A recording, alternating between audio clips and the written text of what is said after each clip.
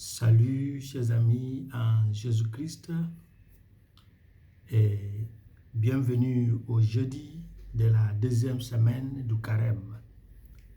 Nous méditons autour du thème « En quoi est ma foi? En quoi est ma confiance ?» Nous lisons de la prophétie de Jérémie au chapitre 17, versets 5 à 10. Psaume 1, verset 1 à 3 et 6. Luc chapitre 16, verset 19 à 31. Dieu qui n'a pas interféré ou n'interfère pas avec notre liberté,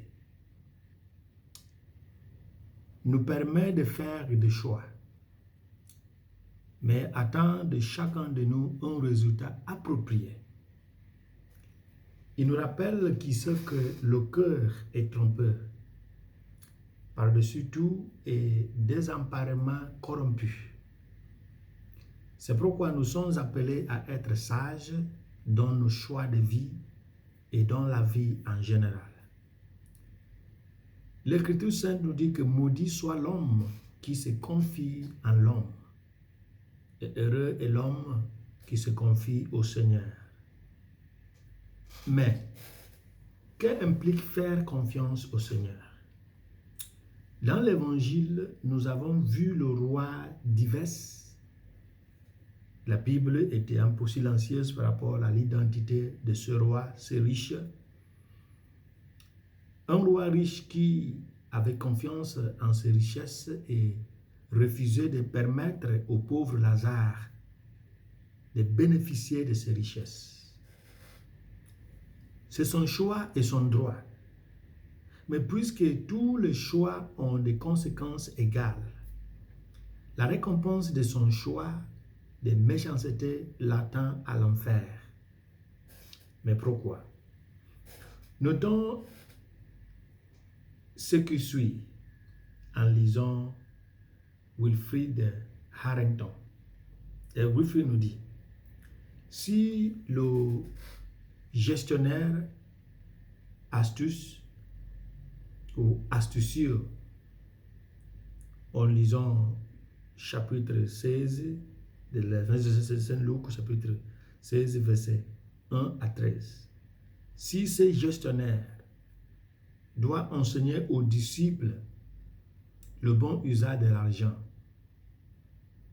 Divers et Lazare, en lisant à partir de verset 19 à 31, doivent signaler aux pharisiens le danger dans lequel ils se trouvent en désarrosant égoïstement leurs richesses. Au verset 14, vous allez comprendre pourquoi cette phrase. Luc pense aux pharisiens chrétiens. Divers, un homme anonyme, le nom traditionnel vient du nom latin divers qui signifie l'homme riche. Cet homme était un mondain qui ne regardait pas au-delà des bonnes choses de cette terre, comme exemplifié au niveau du verset 19.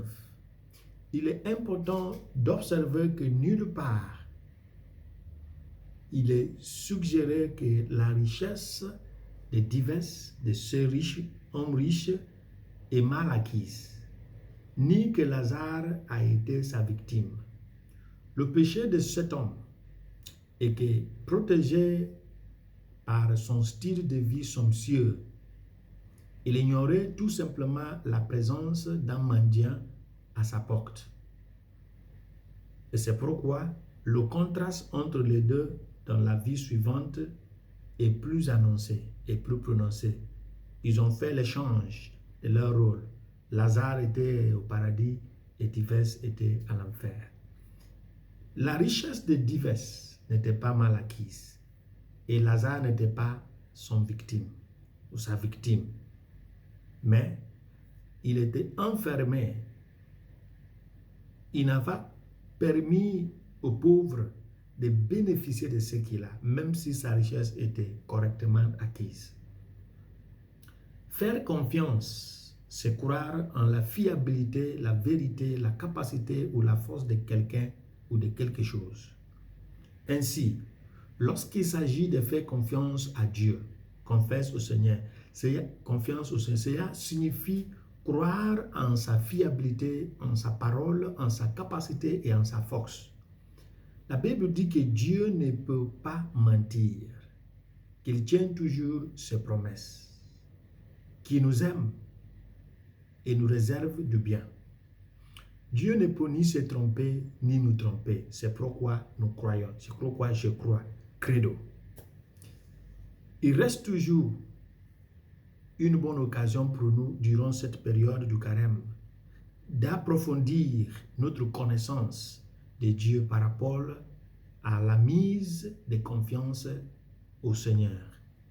Faire confiance à Dieu nous aidera à l'entendre lorsqu'il tarde ou reste silencieux concernant nos prières et l'accomplissement de ses promesses envers nous. Si Dieu tarde, c'est pour une bonne raison. Ses actions sont fondées sur sa sagesse et son amour. Avant son ascension sur le trône d'Israël, David a appris à attendre le Seigneur. Pour tous, les riches et les pauvres, le texte d'Isaïe, précisément à la situation en question dans l'Évangile, c'est que Dieu exige de son peuple et de partager ton pain avec celui qui a faim, de faire entrer dans ta maison le pauvre sans abri et de vêtir celui qui est nu. Ésaïe 58, verset 7. Et c'est pourquoi je vous rappelle les exigences de notre cheminement avec le Christ à travers Khalil Gibran lorsqu'il disait que la générosité c'est donner plus que l'impôt et la fierté c'est prendre moins que ce dont nous avons besoin. La générosité c'est de donner plus qu'un peu. La fierté c'est de prendre moins que ce dont vous avez besoin.